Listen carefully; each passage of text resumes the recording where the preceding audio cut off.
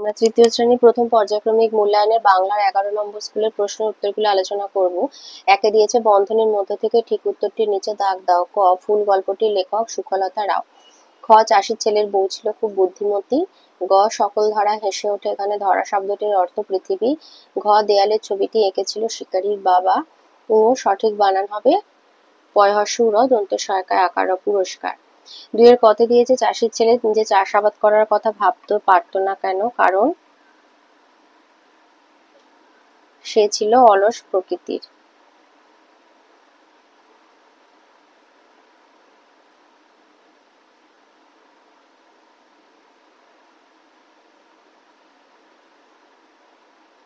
কারণ সে ছিল অলস প্রকৃতির। খ বলেছে মাতের একন তরুণ কবি। পরের লাইনটি লেখো। মাতের একন তরুণ কবি, এই যে মাতের একন তরুণ কবি নৃত্য দোদুল ছন্দে।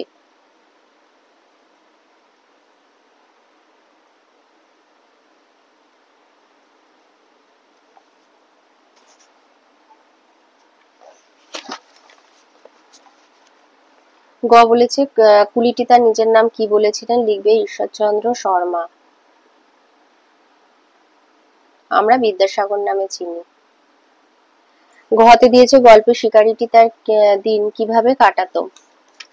এই যে সকাল থেকে সন্ধে পর্যন্ত বনে বনে শিকারের জন্য ঘুরতো। সে তার তীর-ধনুক গুলতি দিয়ে পাখি শিকার করতো, বনেই রান্না করে খেত, এছাড়া গাছ থেকে ফল পেড়ে খেত। এভাবেই আনন্দে তার দিন কাটতো। পূর্ব বলেছে যখন ফুলেরা এই পৃথিবীতে ছিল না তখন ফুলের এই পৃথিবীর অবস্থা কেমন ছিল? লিখবে অনেক অনেক কাল আগে যখন মানুষ জন্মায়নি, মাটির ওপরে শুধু এই যে তখন পৃথিবীতে কোনো মানুষ ছিল না, তখন পৃথিবী বড় বড় ঘাস আর পাতা ভর্তি ছিল। আলো এসে ফুলেদের খুঁজে যেত আর বাতাস পাতা শুকে শুকে চলে যেত। তাহলে যখন পৃথিবীতে কোনো মানুষ ছিল না তখন পৃথিবী বড় বড় ঘাস আর পাতা ভর্তি ছিল, আলো এসে ফুলেদের খুঁজে যেত আর বাতাস পাতা শুকে শুকে চলে যেত। চ দিয়েছে শিশুটির আঁকার বিষয়টি কি রূপ?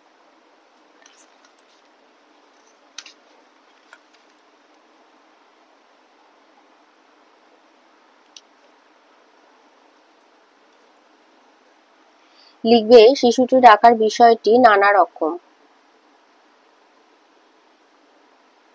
ছ দিয়েছে মিছিমিছি আমায় খাটিয়ে মারলে কেন কথকের এমন মনে হয়েছে। বইয়ের এই লাইনটা লিখবে যে সকাল থেকে সন্ধে পর্যন্ত 5 বিঘা জমি খোঁড়াখুড়ি করেও কোথাও এতটুকু যখন সোনা পাওয়া গেল না, সকাল থেকে সন্ধে পর্যন্ত 5 বিঘে জমি খোঁড়াখুড়ি করেও কোথাও এতটুকু সোনা পাওয়া গেল না, রাগে বিরক্তিতে অস্থির হয়ে চাষির ছেলে এই কথাটি বলেছিল।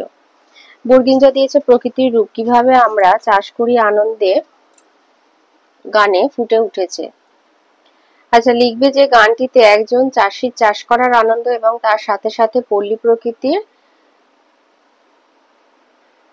বর্ণনা দেয়া হয়েছে।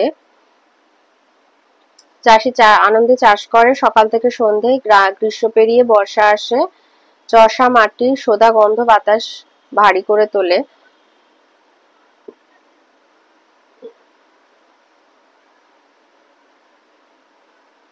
বলেছে কিভাবে প্রকৃতির রূপ কিভাবে গানে ফুটে উঠেছে। এই যে অঘ্রাণের সোনার রোদে আর পূর্ণিমা চাঁদের আলোয় সারা পৃথিবী যেন হাসতে থাকে। অঘ্রাণের সোনার রোদে আর পূর্ণিমা চাঁদের আলোয় সারা পৃথিবী যেন হাসতে থাকে।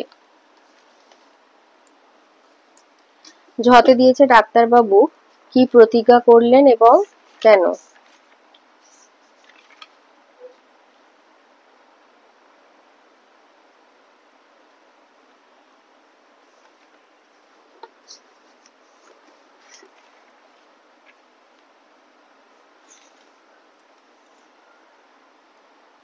লিখবে যে কুলির আসল পরিচয় পেয়ে ডাক্তারবাবু, বাঙালি ডাক্তারবাবু, এই যে আমাকে ক্ষমা করবেন আপনাকে চিনতে পারিনি। ডাক্তারবাবু কুলিটির নাম শুনে চমকে উঠলেন, কারণ কুলিটির তার নাম বলেছিল ঈশ্বরচন্দ্র শর্মা, এই নাম স্বয়ং বিদ্যাসাগরের। আর সেই শুনে ডাক্তারবাবু প্রতিজ্ঞা করলেন যে তিনি আর কোনোদিন নিজের কাজ নিজে হাতে করতে সংকুচিত হবেন না। তাহলে কুলির আসল পরিচয় পেয়ে ডাক্তারবাবু চমকে উঠেছিলেন এবং লজ্জিত হয়ে তিনি প্রতিজ্ঞা করেছিলেন যে নিজের কাজ নিজে হাতে করতে কোনোদিন সংকুচিত হবেন না। ইংরেজি দিয়েছে শিকারীর ঘরবাড়ি কেমন। শিকারী ঘরবাড়ি খুব পরিষ্কার সাজানো গোছানো ছিল। ঘরের সামনে ছোট দাওয়া ছিল, তার ঘরের মেঝে খুব ঠান্ডা ছিল। তিনতে দিয়েছে বর্ণ বিশ্লেষণ করো। কতে বলেছে মৌমাছি ম যোগ ঔ যোগ ম যোগ আ যোগ ছ যোগ হর্ষই।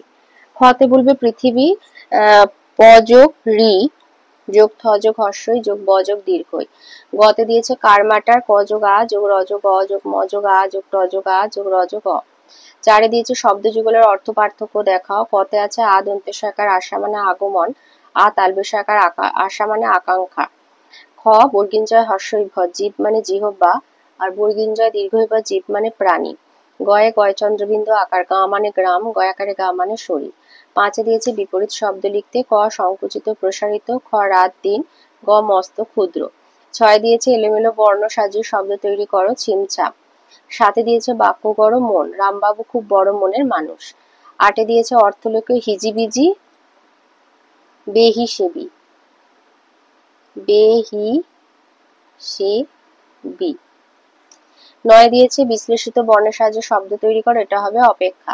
দশে দিয়েছে ব্যাকরণ কাকে বলে, লিখবে যে বই পড়লে কোনো ভাষার নিয়ম কানুন জানা যায় তাকে ব্যাকরণ বলা হয়।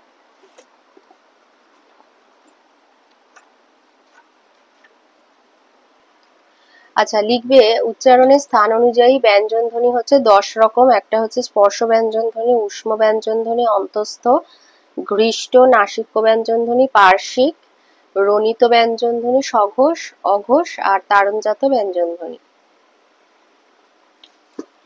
11তে দিয়েছে স্তম্ভ মেলানো। ক হবে কোন একটি ভাষার সবকটি বর্ণকে একত্রে বলে বর্ণমালা। খ যে অঙ্গগুলির সাহায্যে আমরা কথা বলি তাদের একত্রে বলে বাকযন্ত্র। গ যে স্বরধ্বনির উচ্চারণে একের বেশি স্বরবর্ণগুলির যোগ থাকে তাকে যৌগিক স্বর বলে। ঘ ব্যঞ্জন বর্ণগুলি স্বরবর্ণের সাহায্য ছাড়া নিজে উচ্চারিত হতে পারে না। ও ব্যঞ্জন বর্ণের নিচে হসন্ত চিহ্ন থাকলে বুঝতে হবে তাতে অযুক্ত নেই।